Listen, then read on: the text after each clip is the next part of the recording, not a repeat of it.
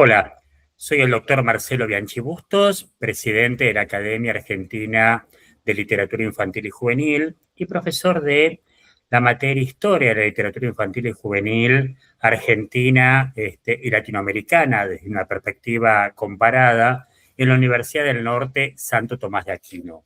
Dentro de este ciclo de entrevistas, conferencias, esto es un mix, ya lo saben.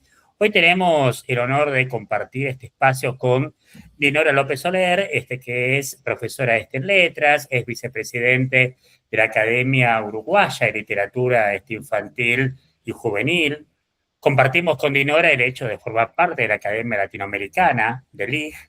Ella se desempeña en institutos de formación docente, capacitación docente, tiene un programa radial, es autora de muchísima cantidad de libros de investigación y la idea precisamente es que Dinora nos cuente algunas de sus ideas, sus investigaciones, sus impresiones acerca de qué pasa con la literatura infantil y juvenil hoy. Obviamente que para pensar en el hoy, en el presente, tenemos que volver hacia el pasado, tenemos que situarnos históricamente. Así que bueno, Dinora, bienvenida a este espacio.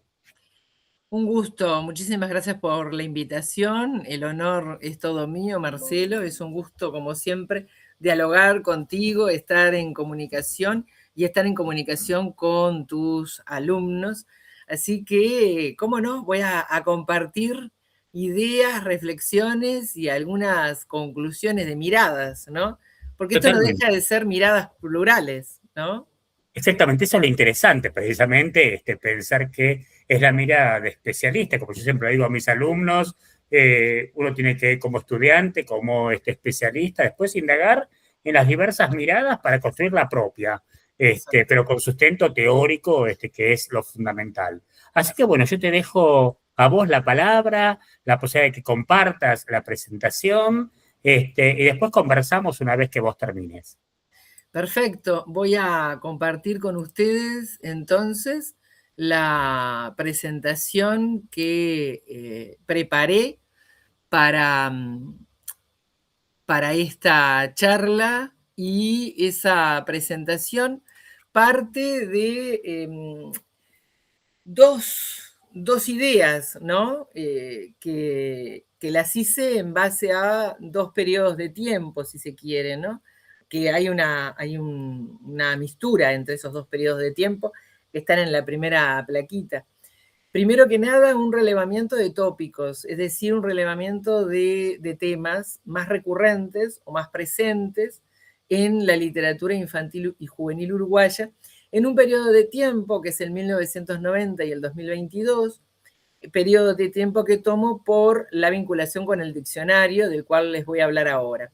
Y el segundo tiene que ver con 2014-2025 y se refiere a la presencia de nuestra literatura infantil y juvenil en los premios de la Fundación Cuatro Gatos, porque me parece que es un camino justamente para posicionarnos y para mirar a ver cómo está siendo considerado nuestro país, ¿sí?, en cuanto a la producción infantil y juvenil.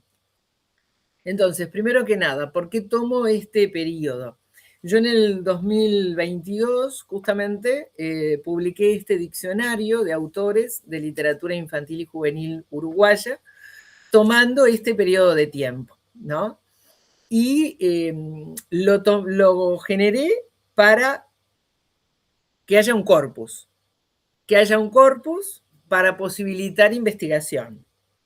Un corpus que permita salirnos del llano, ¿no?, en el que estamos siempre, los que investigamos, los que mediamos, para tomar un poquito de distancia, ¿no?, y mirar el contexto global, en definitiva, ¿no? Porque si no, siempre vemos las parcelas más cercanas, ¿no? O las más notorias, o las que tienen más difusión, o los autores que fueron más premiados, o los que publican más, pero no vemos todo el conjunto. No ver todo el conjunto implica no ver toda la literatura infantil y juvenil nacional, ¿no? Entonces, el diccionario fue pensado para que después fuera utilizado para investigar, ¿sí? Es decir, por eso cada entrada está constituida por datos biográficos, por distinciones, por producción intelectual, ¿no? Y se complementa con un índice onomástico de autores, un listado de ilustradores y un listado de obras publicadas. 408 fueron los creadores reseñados en ese diccionario. 66 de ellos lo fueron en calidad de ilustradores, es decir, autores de libro álbum en lo que respecta tanto a la autoría de escritura como de ilustración. Y las obras que están allí consignadas son 1836, con lo cual considero que es un número interesante como para generar luego diferentes caminos de investigación. Entonces, a este corpus de 1836 obras es al que pasé a preguntarle a hacerle diferentes preguntas, ¿no? Y una de esas preguntas tiene que ver con cuáles eran, desde el paratexto título, y esto es bien interesante y hay que plantearlo, porque las primeras investigaciones que yo estoy haciendo a partir del corpus generado tienen que ver con los títulos, ¿sí? Porque los títulos, justamente, planteándolos desde umbrales discursivos, ¿sí? Es decir, desde ese umbral que, sin entrar todavía al contenido textual, ya me está dando una pauta de por dónde transita el tópico, ¿sí? Entonces, lo que yo voy a compartir con ustedes tiene que ver con analizar los títulos de las obras en relación con cuáles son los tópicos que se reiteran a partir de los títulos, ¿sí? Y vincularlo con esas tres variables que estaba planteando allí, ¿no? Es decir, la diversidad temática, si es que hay diversidad temática. ¿Qué pasa con el reconocimiento institucional? Es decir, ¿qué pasa con los premios que hay a nivel nacional en nuestro país? Dentro de esos tópicos que se releven, ¿cuáles son los más reconocidos institucionalmente? Y a su vez, cómo se van dando esos procesos de canonización, es decir, cómo se constituyen en el centro del canon o quedan en la periferia los tópicos, ¿sí? De acuerdo a el recibimiento o no de un reconocimiento institucional. Nosotros en nuestro país, actualmente, a nivel nacional, ¿sí? Tenemos para la literatura infantil y juvenil 2 premios. Un premio que lo da el MEC, que es el premio a las letras, que tiene una categoría de literatura infantil y juvenil, que es anual. Y un premio que da anualmente también la Cámara Uruguaya del Libro, y ya estamos hablando de un premio privado, ¿sí? Que está dentro de los premios Bartolomé Hidalgo, y este año se diversificó la categoría, pasando a ser literatura infantil, literatura juvenil, libro álbum y libro de divulgación. 4 categorías se pasó a tener este año en los premios Bartolomé Hidalgo de la Cámara Uruguaya del Libro. Hasta el año pasado tenía literatura infantil y juvenil y libro álbum, ¿sí? Entonces, a nivel nacional son esos los premios. Después tenemos, por ejemplo, los premios Onetti, que brinda la Intendencia de Montevideo, estamos hablando de la capital del país. Hay una categoría dentro de esos premios de literatura que es literatura infantil y juvenil, ¿sí? Pero eso ya no es nacional, sino que está centrado en la capital. Entonces, en esa línea del análisis de los títulos, y hablando justamente de lo teórico que recién mencionabas, yo lo que enfoco en cuanto al título como paratexto, lo enfoco también apoyada en el concepto de capital simbólico de Pierre Bourdieu, ¿sí? Entonces, el título planteado desde como paratexto con sus valores axiológicos, es decir, con su posicionamiento axiológico, ¿sí? Y eso implica que ya desde el título yo estoy preanunciando una configuración de infancia, una configuración temática y una configuración social, ¿sí? Y entonces, a partir de allí, toda la línea de pensamiento en cuanto a que no hay ninguna literatura ingenua, ¿sí? Y la literatura infantil y juvenil está, en definitiva, en cierta disputa entre líneas hegemónicas, ¿sí? Que pueden ser marcadas por el marcado o por lo escolar, ¿sí? Y líneas que se van generando su espacio, pero que van viniendo desde la periferia, ¿sí? Y justamente ese capital simbólico, ¿de qué manera se distribuye en cuanto a los tópicos y los autores? ¿Sí? Y si esa, parto de la base de una hipótesis de que esa distribución es desigual, ¿sí? Entonces, tomando este concepto de capital simbólico, me paro en cuanto a los títulos. De esos títulos, de las 1836 obras, ¿sí? Hubo una predominancia, ¿sí? Hubo una clara hegemonía por una parte y una periferia por la otra, y en esa hegemonía la naturalización de ciertos modelos de infancia, ¿sí? En esa predominancia de los modelos de infancia, ¿sí? Está asociada con que las temáticas son temáticas que pueden llevarse al aula, que pueden conversarse en el aula, ¿sí? Y que en muchos casos son necesarias por las situaciones que se viven en las aulas, ¿sí? Y por otra parte, en la periferia hay determinadas temáticas, que ahora las vamos a mencionar, que no están siendo reconocidas institucionalmente porque no van en unión con los premios que reciben esos autores con esos títulos. Entonces, si hacemos un paneo general, ¿sí? De las 1836 obras entre 1990 y el 2022, ¿sí? Tenemos, por ejemplo, que hay un predominio de emociones y subjetividad como temas, no como tema planteado primero el tema y después la historia. No, no, no. La propia historia muestra que los conflictos son en torno a las emociones y las subjetividades entre los personajes de esa trama, ¿sí? La familia y los vínculos intergeneracionales es uno de los tópicos más relevantes, tanto sea madre sola, padre solo, familia ampliada, abuela, abuela enferma, abuela previo a una enfermedad, abuela previo a el fallecimiento. Es decir, este tópico es uno de los que tiene más diversificaciones, ¿sí?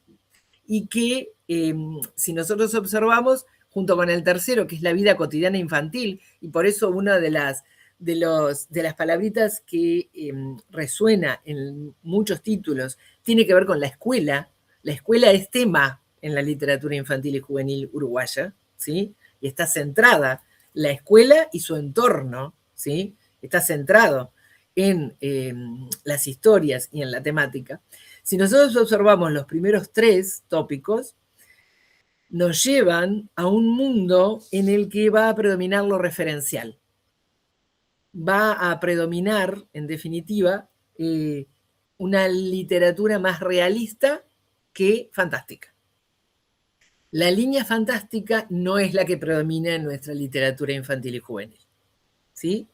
Predomina una línea con visos de realismo mayoritariamente y en muchos casos, a su vez, ese realismo está marcado no solamente por los vínculos, no solamente por el entorno escolar, que es entonces funciona como espejo para los lectores en esas mismas edades, en esos mismos tramos, sino que además también es fuertemente realista en cuanto a el decir lingüístico, ¿sí?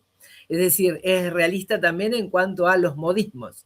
Se actualizan los adultos en cuanto a los modismos que estén utilizando los chiquilines y los ponen en las historias, ¿sí?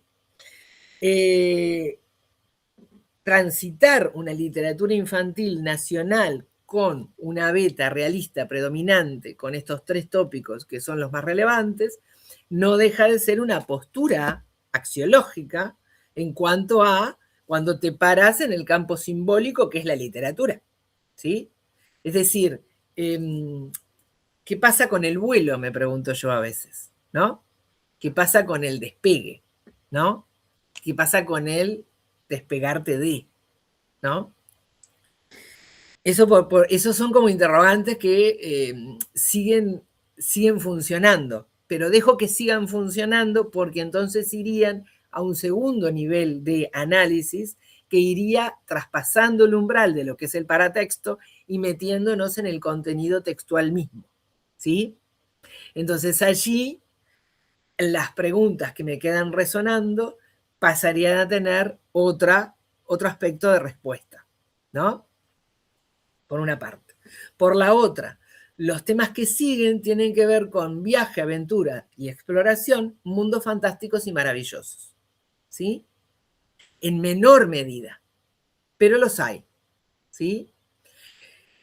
Ahora, los autores que transitaron por mundos o que transitan por mundos fantásticos y maravillosos no son por lo general los autores que tienen una constante de escritura o que su escritura se posiciona en el mercado, ¿sí?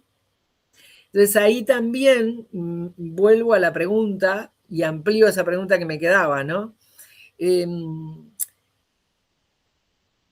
niño, la niña, cuando se enfrenta quizás a la literatura extranjera, es más factible de que vaya por el lado de la magia. Es más factible de que vaya por el lado de lo fantástico. Entonces, podríamos estar generando en el imaginario que para la magia y lo fantástico hay que transitar por fuera de la literatura uruguaya, ¿no? Cuando a su vez se suma que los autores que transitan por los mundos fantásticos y maravillosos no son los que están en los primeros lugares de los escaparates de las librerías, ¿sí? Siendo autores nacionales. En un segundo tramo, y ya con menores títulos, tiene que ver con identidad y diversidad, derechos, y acá estoy hablando de tanto la diversidad desde el punto de vista de género como la diversidad desde el punto de vista de discapacidad, ¿sí? Ha habido una impronta de escritura y de generar historias en formato amigable para las diferentes lecturas. Estoy hablando de libros en braille, estoy hablando de libros que son en braille, con texto para las personas que no necesiten el braille y a su vez con código QR para el audiolibro, por ejemplo, ¿sí? Son los mínimos esos títulos, pero ha habido una gama de diversidad en cuanto a que las diferentes llamadas discapacidades pasaron a ser tema en algunas historias y a su vez ha habido impronta desde el punto de vista editorial de formatos, ¿sí? De acceso, ¿sí? A diferentes tipos de lectores. Pero es en menor cantidad que con respecto a la mayoría de los tópicos que se publican. No hay en nuestros premios, ¿sí? Ni tampoco hay un premio por fuera que fuera de otras instituciones, dado a un libro inclusivo, ¿sí? O a historias inclusivas, ¿sí? Solamente en un caso, en la premiación de los premios del MEC, en ópera prima, se premió el libro de María José Pita, ¿sí? De qué color es el amarillo, ¿sí? De qué color es el amarillo, aunque parezca redundante, ¿no? Y era en formato de braille. Después, ¿qué pasa con la historia y la memoria nacional? Hay una línea, hay autores, ¿sí? Que abordan la historia nacional, que la empezó abordando Roy Berocay con El país de las cercanías, pero que la siguió toda una línea histórica de Isabel Amorín, Gonzalo Abella, es decir, ha habido Ignacio Martínez, el último volumen de historia que tiene que ver con la banda oriental fue Sebastián Pedroso, es decir, la historia nacional, fundamentalmente la historia nacional vinculada a nuestra independencia, vinculada al proceso artiguista, ha sido abordada, pero en menor medida, ¿sí? Y esos títulos no han sido, no han estado en premiaciones, ¿sí? Después, ahí tengo un error, naturales, en realidad era naturaleza y animales, me quedó mal, perdón. La naturaleza y los animales sí es una temática que está presente, pero que está presente en los libros para los más pequeños, ¿sí?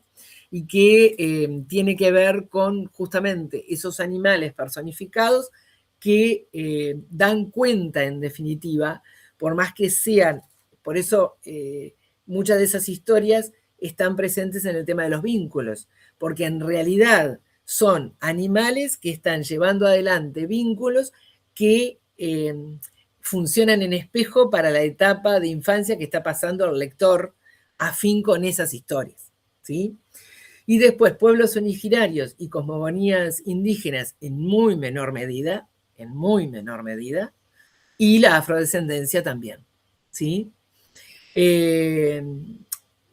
Tengo un signo de interrogación, voy a ver qué pasa en el 2026. ¿Por qué lo digo? Porque en nuestro país se celebra cada año el Día del Patrimonio, que por lo general son 2 días, un fin de semana de octubre, y ya se anunció que para el 2026 va a estar vinculado con los pueblos originarios, ¿sí? Así que voy a estar atenta a qué pasa con los catálogos de las editoriales. ¿Me explico? Porque los pocos títulos que están reseñados en este diccionario corresponden a la década del 90 y corresponden a iniciativas personales de los escritores, ¿sí? Es decir, que se pagaron además su propia edición de autor, ¿sí? Y que les interesaba el tema o porque tenían vínculo, ¿sí? Desde el punto de vista familiar, o porque les interesaba el tema como denuncia, como sensibilización, ¿sí?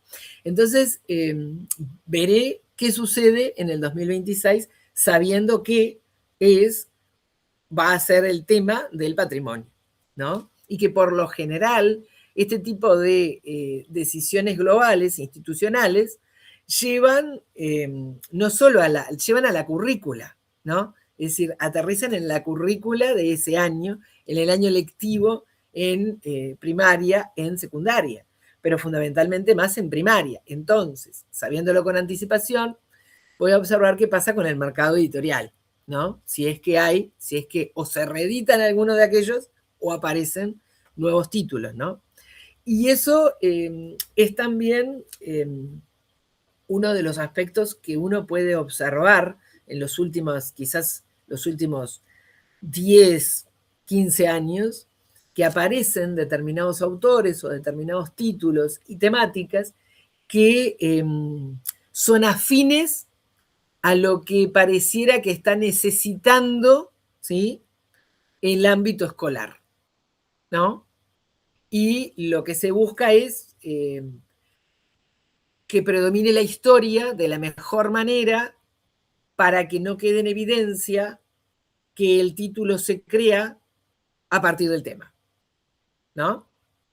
Y por lo tanto se busca que quien lo escriba de la mejor manera, ¿no? Entonces, a partir de allí, ¿no? Esta síntesis, ¿no? El mayor capital simbólico se concentra en tópicos vinculados a afectividad, emotividad, subjetividad y la vida cotidiana. Esto que sale al mercado pasa a ser legitimado, ¿sí? A través de muchas veces los premios, ¿sí? Y esto genera, en definitiva, una legitimación institucional de la experiencia emocional infantil, ¿no? Es decir, estamos diciendo,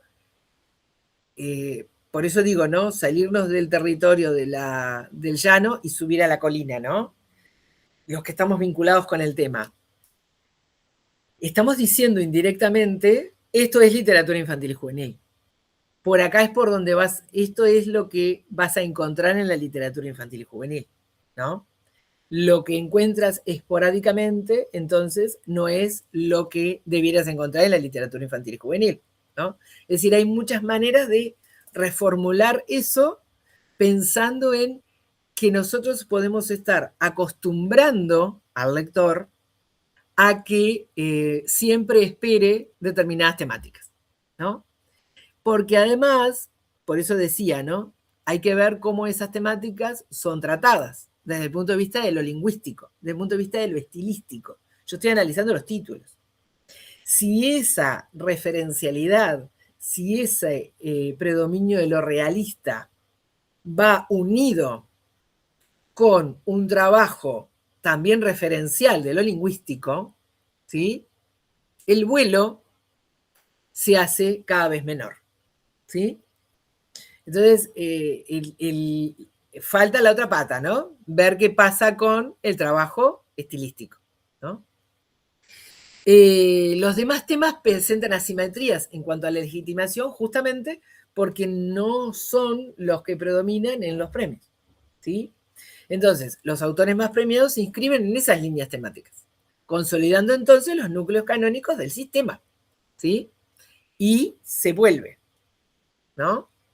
Entonces, por ejemplo, un escritor joven que había recibido con un texto fantástico, que ha recibido una mención, ¿sí?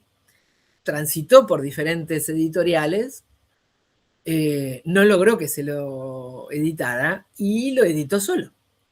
Es decir, llevó adelante su edición de autor, ¿sí? Entonces también está cómo eso limita lo que finalmente, ¿no? Porque cuando yo digo textos premiados, ¿no? El único que tiene categoría de premiación édita e inédita es el MEC. Entonces, es el único que posibilita que si aparecen nuevos títulos, bueno, frente a esos nuevos títulos, a través de la premiación inédita, los editores se interesarían, ¿no? O podrían interesarse. Entonces, eso por una parte, ¿no? Que da para seguir con el análisis de el contenido, ¿no? Porque yo puedo tener hipótesis, las tengo que confirmar, ¿no? Pero a mí lo que me preocupa es cuando la beta realista, ¿no? La beta referencial se afianza también en el armado discursivo, ¿sí? Cuando se afianza en el armado discursivo, ¿sí?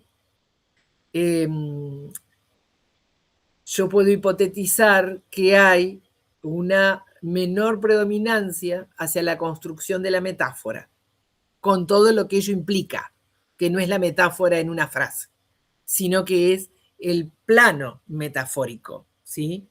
De la narrativa que se entrega, ¿sí?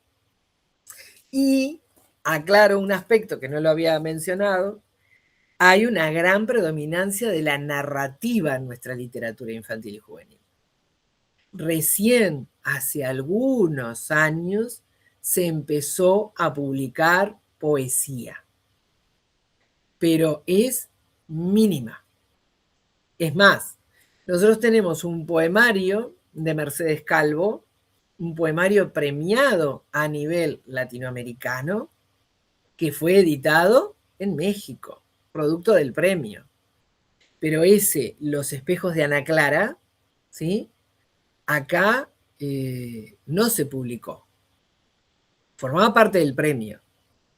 Y fue en su momento, que si mal no recuerdo es el 2008, fue un boom porque no se publica poesía, ¿sí?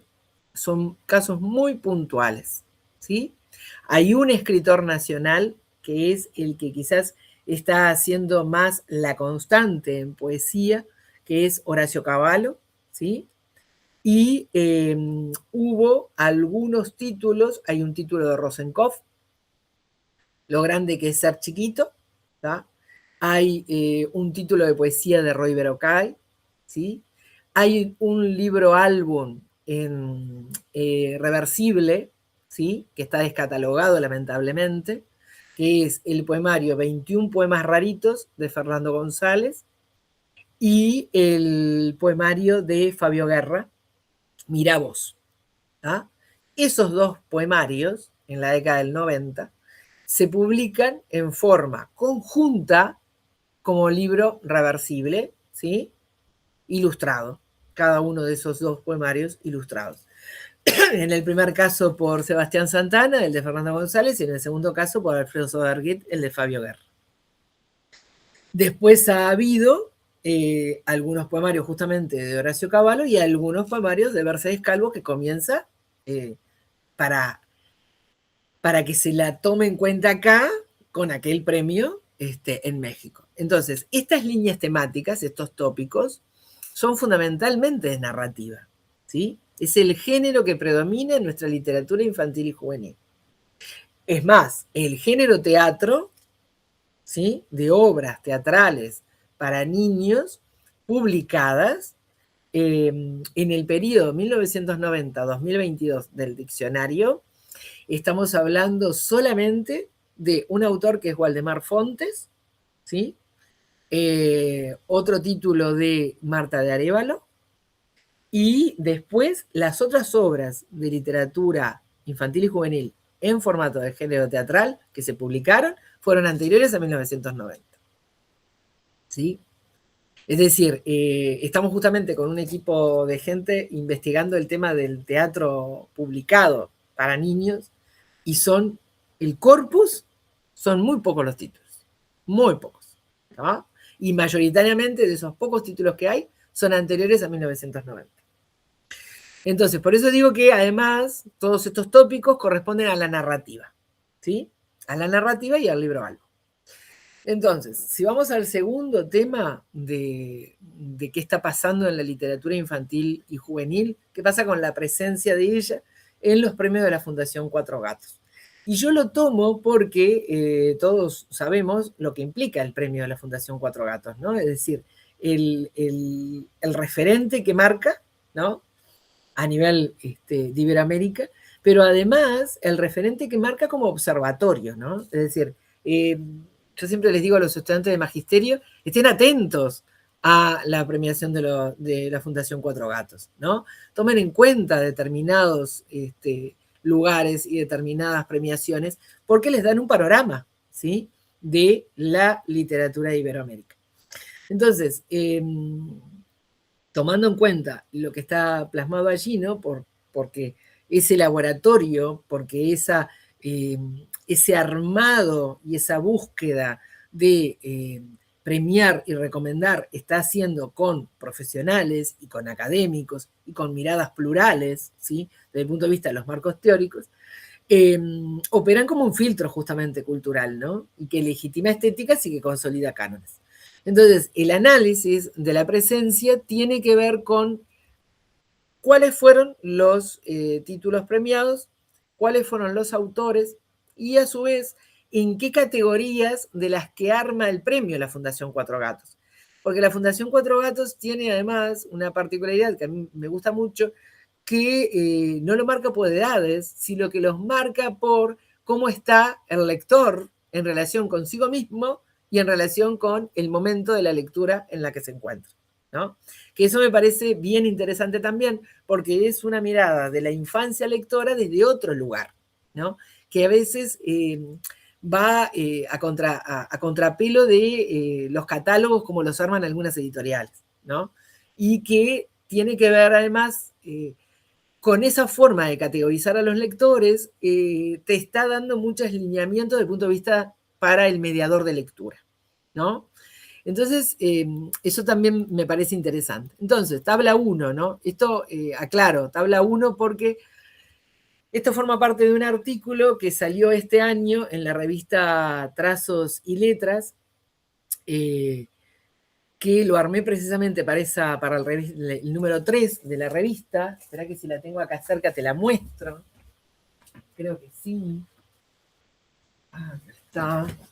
Son 3 títulos. El primero salió en marzo, ¿sí? La revista se titula Trazos y Letras de la Infancia. El segundo texto sale en julio, el segundo volumen. Y el tercero salió ahora en noviembre. Son 3 títulos en cada año. ¿Tá? Es por suscripción y he publicado un artículo en cada uno de esos volúmenes, y este justamente era el artículo en el que investigaba qué pasaba con la literatura nuestra en los premios de la Fundación Cuatro Gatos. Entonces, esta tabla 1 son las obras uruguayas reconocidas en el premio, tomándolo desde lo más cercano en el tiempo a lo más lejano, ¿no? Del 2025 al 2014. Este es el primer tramo, y entonces allí yo me ponía varios elementos, ¿no? El tipo de lector destinatario, la valoración principal del jurado, el estilo literario, el reconocimiento, qué tipo de reconocimiento tenía, si era ganadora o si era recomendada, y cuál era la obra, ¿no? Bueno, justamente, ¿y qué pasaba con los años, si en todos los años había alguien reconocido, ¿no? Eso también me parecía interesante verlo en un periodo de tiempo que es breve, ¿no? 2014-2025.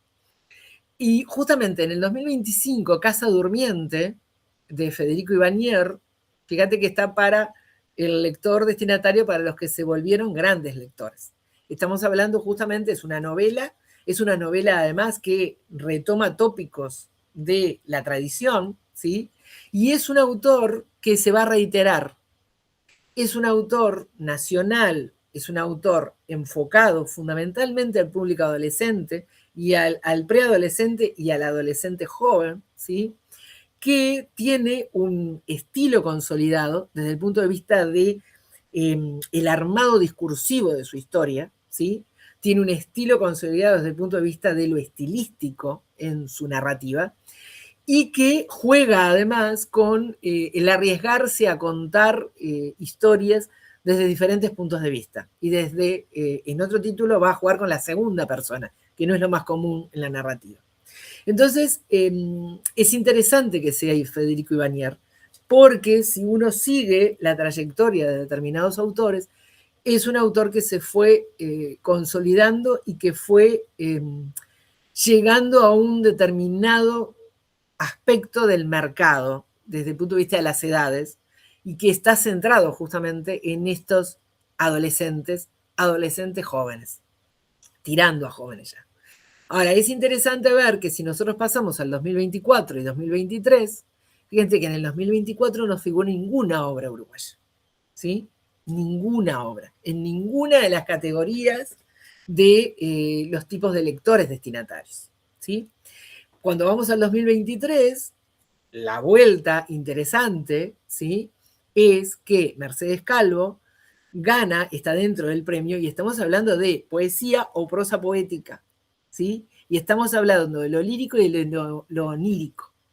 Entonces vuelve a ser interesante, porque Llévame, ¿sí? No fue premiada a nivel nacional. Y sí lo fue premiada a nivel extranjero, ¿sí? Y la prosa poética, si la lírica no es premiada, la prosa poética menos, ¿sí? Porque la indefinición, esto que es, está como en el imaginario, ¿sí? Entonces, ¿dónde cuadra? ¿A dónde va? ¿Sí? No, la dificultad que puedan tener para comprenderlo, o la dificultad que puedan tener los mediadores del sistema formal, ¿sí? Para conversar sobre estos textos. ¿Se entiende? Entonces, ¿cómo, ¿sí? Si yo lo uno con el tema anterior, ¿sí? Hay la cabeza de los premios de la Fundación Cuatro Gatos, estarían legitimando un campo simbólico que no está en sintonía con el campo simbólico que se consolida institucionalmente acá, ¿no? Entonces, eso también para ver dónde estamos parados, ¿no? O desde qué criterios de obra estética, de calidad estética, de concepción de infancia, de concepción de campo simbólico, nos paramos cuando premiamos en el territorio nacional, ¿sí? Esta misma tabla sigue y nosotros cuando avanzamos desde el 2022 al 2017, tenemos justamente que en el 2022 el título que aparece recomendado, que es de Mercedes Lafourcade, que es Max Amable, es interesante que aparezca recomendado porque tiene que ver con el tema de la dislexia. Tiene que ver con un título dentro de una editorial que es Basilisa, que está pensada específicamente y creada específicamente para, desde el punto de vista de el vocabulario, la sintaxis, ¿sí? Y el armado de las historias, para aquellos niños y niñas que tienen dificultades que están dentro de la gama de la dislexia y por lo tanto el armado de las historias condice con la sintaxis que necesita el otro para no perderse en la trama y el vocabulario que necesita para que pueda comprender. Aún así, con vuelo y aún así con despegue de lo meramente referencial, dado fundamentalmente también con un armado en formato de libro álbum en el que la ilustración genera también la pluralidad de sentido, ¿sí?, que necesita la historia, ¿no? Ahora, este título y este proyecto, en definitiva, porque a través de este título como metonimia se está convalidando el proyecto editorial, ¿no? Recibe reconocimiento afuera, ¿sí? Recibe reconocimiento por la Fundación Cuatro Gatos. No recibe un reconocimiento en esa misma tesitura aquí. En el 22 se vuelve y queda como finalista, está Federico Ibáñez y está con una novela que es Nunca digas tu nombre, ¿sí?, en donde justamente se genera esa atmósfera de incertidumbre de la que plantea el jurado, fundamentalmente, ¿sí?, por un enfoque de narrativa psicológica que se narra desde una segunda persona. Y eso provoca un quiebre de acuerdo a lo que se está acostumbrando, ¿sí?, o a lo que el lector se acostumbró, ¿sí? Y en esa segunda persona se genera y es parte de la conformación de esa incertidumbre.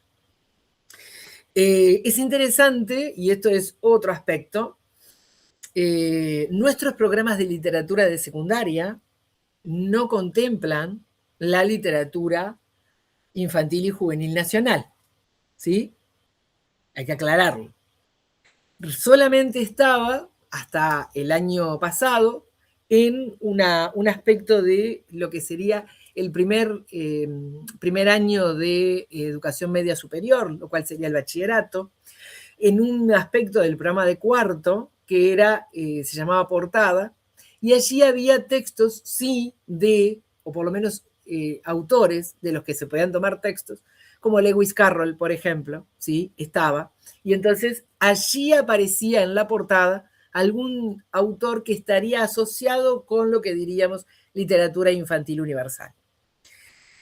Por suerte, y lo celebro y se lo dije a la inspectora María José Larreborges en la semana pasada que nos encontramos en la presentación de un libro, celebro que para el año 2026, que se reformularon todos los programas, pasó a estar un autor nacional de literatura juvenil, que es justamente Federico Ibáñez, con el título Nunca digas tu nombre, ¿sí? Y que me parece que es interesante también el proceso que ha llevado este escritor, que ha sido premiado a nivel nacional y que también ha sido premiado a nivel extranjero, ¿sí?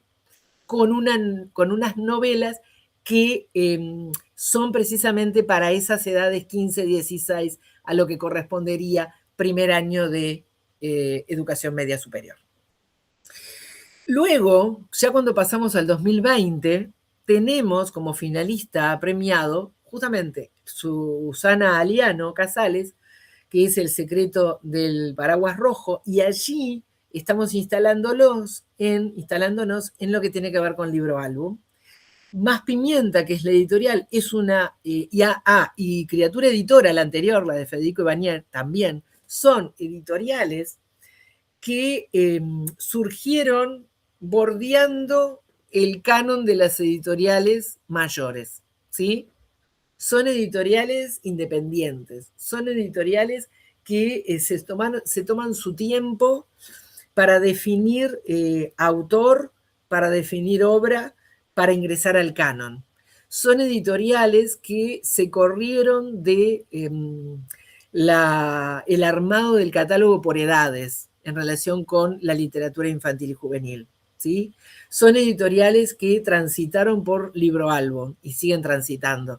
Son editoriales que trajeron al mercado otro formato, ¿sí? No el formato tradicional. Es decir, movieron el mercado y dieron otra impronta, ¿sí? Más Pimienta es un ejemplo de ello, Criatura Editora es un ejemplo de ello, ¿sí? Luego, 2018, y otro aspecto, ¿no? Fíjate que El secreto del paraguas rojo, cuando habla la valoración del jurado, dice delicadeza, armonía, texto, imagen, belleza de lo cotidiano, ¿no?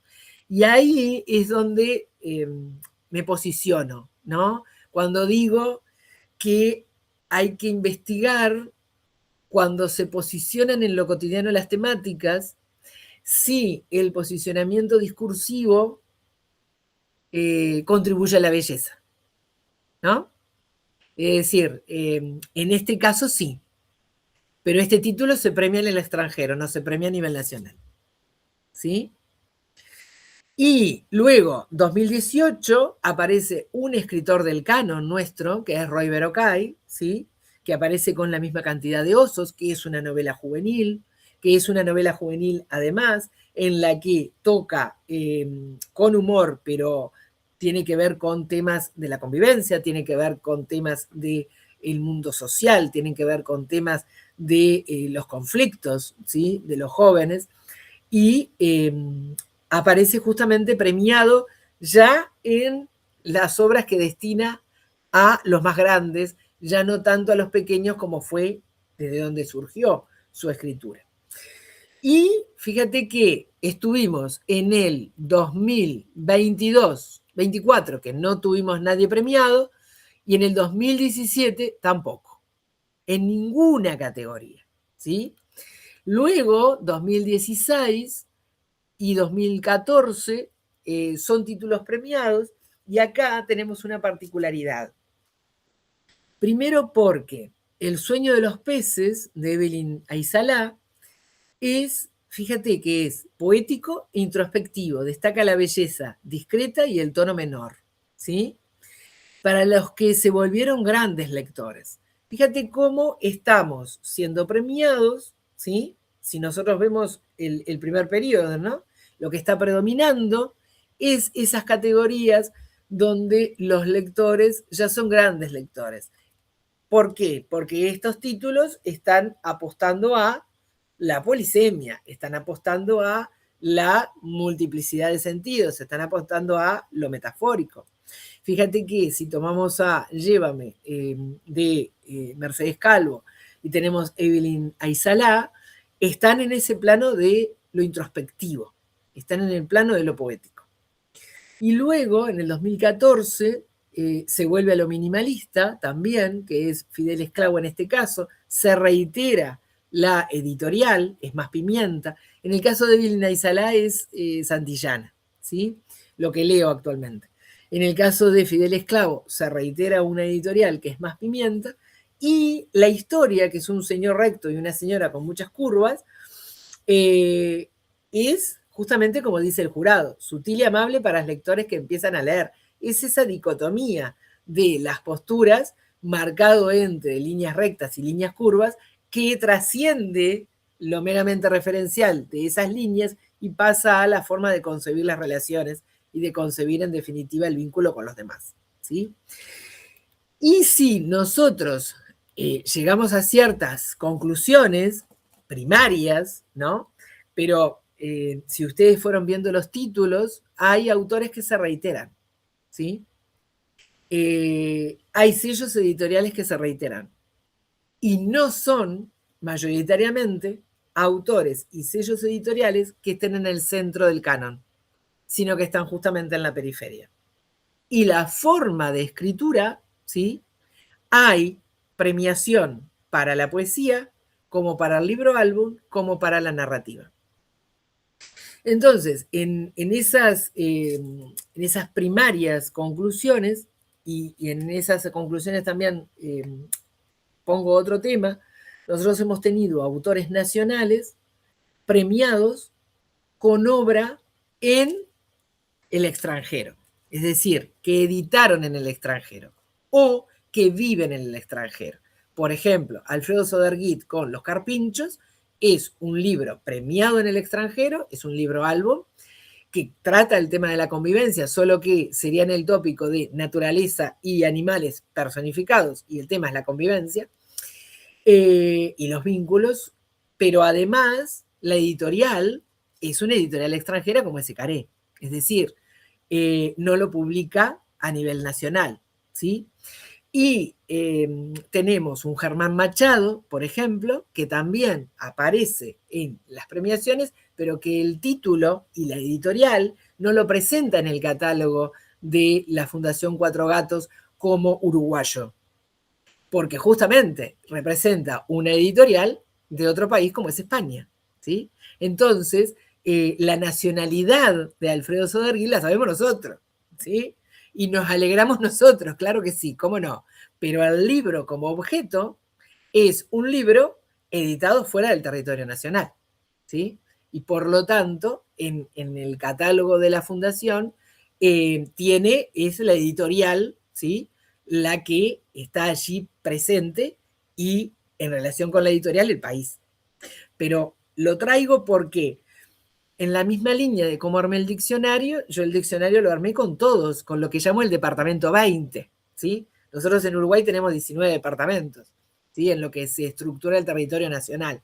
Llamo departamento 20 a los que han migrado y que han migrado, siguen produciendo para la literatura infantil y juvenil, porque siguen en el rubro, y en definitiva la nacionalidad no la han perdido y por lo tanto yo los integro en el diccionario, ¿sí? Entonces, tanto los que han migrado como un Germán Machado, por ejemplo, o un Ricardo Alcántara, por ejemplo, ¿sí? También han sido reconocidos. O Alfredo con un título que fue publicado en el extranjero. Y otro aspecto que me parece importante tiene que ver con que este breve pantallazo muestra que hay una gran variedad, ¿sí? Hay variedad de editoriales, hay variedad de enfoques, ¿sí? Pero no ha logrado todavía nuestra literatura, desde 2014, que es el premio de la Fundación Cuatro Gatos, hasta el momento, no ha logrado que lo que se envíe haya podido formar parte de los recomendados o de los finalistas. Porque me parece que de 2014 a 2025, que haya habido 2 años en los que no hubo ningún título uruguayo, ¿sí? Es significativo, ¿sí? Y debiera llamarnos a reflexión, ¿sí? ¿Por qué? Porque se publican muchos títulos en cada año en nuestro país de literatura infantil y juvenil. Entonces, si se enviaron títulos y esos títulos no quedaron recomendados o finalistas, yo esperaría que los que enviaron se posicionen a preguntarse por qué no quedaron, ¿sí? Y si no enviaron, ¿cómo es que se perdió esa oportunidad de mostrarse en el extranjero? Como una forma de empezar a evaluar cómo estamos posicionados en relación con el contexto latinoamericano, ¿sí? Porque lo que menos podríamos hacer es mirarnos el ombligo, ¿sí? O pensar que todo lo que se publica, más allá de que obtenga o no título, pero como se venda, está bien. ¿Se entiende mi planteo? ¿No? Es decir, creo que nuestra literatura necesita salir y mostrarse, ¿sí? En los títulos, en los premios que haya. Y como eso solamente lo saben los directamente vinculados, ¿no? Llámese editores, escritores, ilustradores, ¿no? Bueno, también hacer balance cuando son reconocidos y cuando no son reconocidos, ¿no? Porque son, es un laboratorio, de miradas y hay que prestarle el oído, ¿no? Y la escucha atenta y la lectura atenta a lo que diga ese laboratorio de miradas, ¿no? Para mejorar, para ampliar, ¿no? Para ver cómo estamos posicionados, para preguntarse por qué determinadas líneas temáticas y no otras, ¿no? Me parece que es uno de los elementos como para preguntarse, ¿no? Y en el caso de las editoriales, como allí yo planteo, Más Pimienta, Basilisa, Criatura Editora son las editoriales que serían de la periferia, que son las editoriales independientes, que son las editoriales que nacen con una impronta, nacen con una misión y una visión, ¿sí? Y a su vez un sello editorial de distribución amplia como es Alfaguara, ¿no? Que son los que mayoritariamente han estado detrás, ¿no? Es decir, sosteniendo esas obras reconocidas, premiadas o recomendadas, ¿no? Y por acá estarían las referencias bibliográficas y por acá el gracias. Y dejo de compartir y te escucho todo lo que tengas para preguntarme. Dejo de compartir. Ahí está. Bueno, Dinora, muchas gracias por este pantallazo. Obviamente que no voy a tener nada de originalidad en esto que voy a leer, pero pensando en el caso argentino es totalmente pertinente. Y qué cosa más linda que después de haberte escuchado a vos, que leer algo del gran maestro, o sea, de Borges, ¿no? Total. Claro, cuando yo pienso en lo que acabas de decir y pienso en la realidad argentina, la milonga para los orientales es maravillosa, porque no, cuando él dice milonga que este porteño dedica a los orientales, agradeciendo memorias de tardes y de ceibales. El sabor del oriental con estas palabras pinto es el sabor de lo que es igual y un poco distinto. Y precisamente, al haberte escuchado, pintaste el panorama a menor escala, obviamente, tiene que ver con una cuestión de población y de superficie, de lo que sucede en la República Argentina.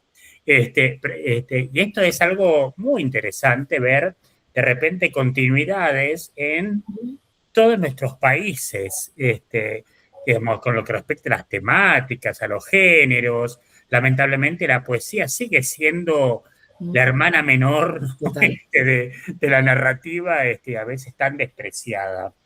Una pregunta, ¿qué pasa? Porque vos mencionaste las obras de autor, los autores que se editan a sí mismos, fenómeno que también aquí en Argentina está muy presente y que yo no desprecio para nada porque no tenemos que olvidarnos que el primer libro de Borges fue autoeditado. Gracias a eso lo tuvimos como el gran escritor, claro, de nuestro país. Entonces, sin embargo, algunos sectores, obviamente, de élite desprecian esto, ¿no? Pero, ¿qué pasa con la distribución de las obras? Claro, pienso, no sé, de repente en Durazno, pienso en digamos, en los lugares más alejados de Montevideo. ¿Qué pasa? ¿Termina siendo tal vez una obra que publica alguien y puebla las bibliotecas de los lugareños? ¿Hay distribución, difusión? Mira, ahí el camino que tiene el escritor es o hacer una difusión en las redes sociales actualmente y por lo tanto venderlo y hacer directamente el vínculo con el lector interesado, o hay determinadas distribuidoras grandes en nuestro país que por lo tanto sería que ellas se encargaran, y si no, la distribución en, como tú decías, en los pueblitos en relación con las librerías que haya, ¿sí? En la medida en que haya librerías en esas zonas, ¿no? Y que puedan por lo menos en el mismo departamento que se acerque a los lectores de ese departamento. Pero justamente el que edita su obra y además lo hace fuera del circuito metropolitano tiene más dificultades todavía. Claro. ¿Sí? Yo descubrí en librerías, no de segunda mano, sino de libros descatalogados, ¿sí? Librerías en balnearios, ¿sí? Donde en ese momento, en el momento del verano, aparecen libros descatalogados de 3 por 500 pesos uruguayos, por ejemplo, ¿no? Yo descubrí autores uruguayos de literatura infantil que habían publicado su obra. Y los descubrí ahí. O sea, los descubro en el contexto de una instancia de descatalogación. Claro. ¿Me explicó? Y por ejemplo, en el diccionario no están, estarán para una segunda edición, porque los encontré después.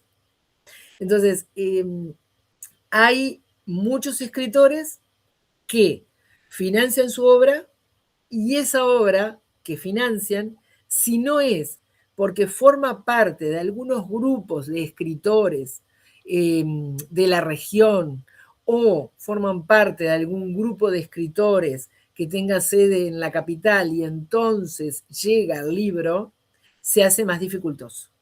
Sí, sí, porque nuestro país, por más que ha habido políticas de descentralización, seguimos siendo centrados en la capital, ¿no? Sí, sí.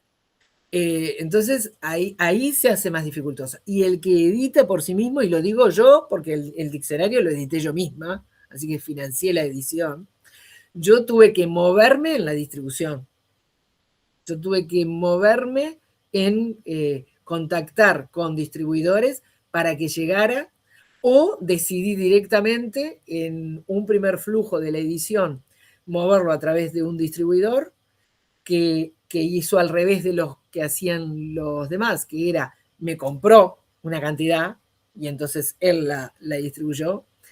Y el otro camino, yo decidir, bueno, lo pongo en estas 2 librerías o estas 3 librerías y localizo allí y difundo por mis redes sociales que lo encuentran en esas librerías. ¿Me explico? Porque si no, se hace también para el autor que financia su obra, se hace un poco inabarcable además, después, el poder tener la noción de lo editado, a cuánto se vendió y cuánto se puede entonces volver a reeditar, ¿no? Entonces, es todo un tema. Sí, es todo un tema. Gracias, No, Nora, por ello, porque es una de mis grandes preocupaciones. Mira, la he presentado este año en un congreso en Brasil y claro, también colegas de ese país nos decían exactamente lo tal mismo, cual. este gran problema, eh, porque como es un obstáculo para nosotros los investigadores el no poder conocer a veces la totalidad, claro, porque descubrimos algo como te pasó a vos accidentalmente, Exactamente. en una librería de playa, en las vacaciones, y esto es algo, me parece, sumamente central, ¿no? La cuestión del canon, las obras no canónicas, las editoriales que tienen el poder, las editoriales más pequeñas que no. Entonces, bueno, son constantes que me parece que se observan en toda América, y esto es lo importante. Bueno, simplemente por la cuestión de tiempo, no queda otra más que agradecerte, darte la palabra como para que cierres, Así que bueno, te escuchamos. Y en relación con lo que tú venías diciendo justamente, hacer consciente de estos aspectos a los mediadores de lectura, al mediador fundamental que tiene que ser el maestro o la maestra, ¿no? Porque hacerlo consciente de eso tiene que ver con lo que decíamos del campo social, el campo simbólico. Porque si no, estás reproduciendo, estás ayudando a reproducir una hegemonía si no te volvés consciente de eso. Porque va a quedar mucho libro por fuera y vos vas a estar siendo responsable de que quede por fuera también. Si no mirás, ¿no? ¿Cómo construís el canon que llevas al aula? Porque cada año, con la selección de textos que haces, estás construyendo un canon. Claro. Estás definiendo un canon.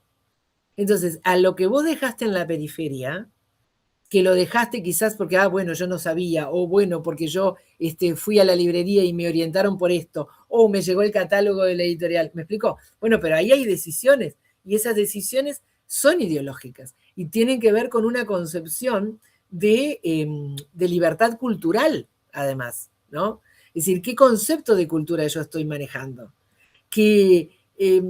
¿Cómo puede ser que quizás si yo miro a distancia la selección de títulos que hago, bueno, estoy dando una variedad de tópicos, estoy dando una variedad de infancias, estoy dando una variedad de conflictos, o si lo miro a distancia son diferentes títulos, pero están todos en 2 o 3 tópicos y nada más, ¿no? ¿Y qué pasa con ese chiquilín que le encanta la fantasía? ¿Se va a sentir representado en el año lectivo, en la antología de textos que va a ser mi curso? Porque somos antologizadores los docentes en cada año que armamos, ¿no? Entonces, me parece que son cuestiones que se salen de lo que es la literatura y que tenemos que ponérselas a discusión a los que se están formando, porque se nos va la vida del lector crítico, el ciudadano universal, ¿me explico? El ciudadano y su visión de la patria, el ciudadano y la idiosincrasia nacional, es decir, son aspectos que tienen que ver con las decisiones que tomamos, ¿no? Entonces también eso a mí me interesa, ¿no? Que el mediador de lectura no solo media llevando el título, ¿no? Hay decisiones que trascienden, son de política educativa y son de política educativa del aula y las decide el que está allí. Y no podemos echarle la culpa a la política educativa global. En el aula nosotros decidimos si incluimos o excluimos, ¿no? ¿Y qué concepción de infancia se juega ahí? Más allá de lo que diga el programa. Se juega la selección de los textos que llevamos. Y la concepción de arte, y la concepción de belleza, ¿no? Y la concepción de lengua, ¿no? Y si vamos a un enfoque de la lengua solamente funcional, ¿no? O, como dije Eugenio Coserio, ¿sí? La literatura es el mayor nivel, ¿sí? De el manejo de una lengua, ¿no? Y si ponemos en contacto con obras que conciban la lengua desde ese lugar a los alumnos, o lo estamos armando para ser lectores de un mismo tipo de lectura, ¿no? Que me parece que a veces puede pasar eso, ¿no? Estar en alerta epistemológica constante, ¿no? Me parece. Ahí hay un tema, qué lindo esto, esa alerta, claro, en la que tenemos que estar, porque claro, cuando nosotros leemos las obras clásicas acerca del canon literario, leemos a Bloom con su canon occidental, Claro. y demás, vemos el papel que tienen otros agentes de repente, digamos, pero hay una exclusión del docente en esto, hay una exclusión de los investigadores también, y acá es donde tenemos que posicionarnos.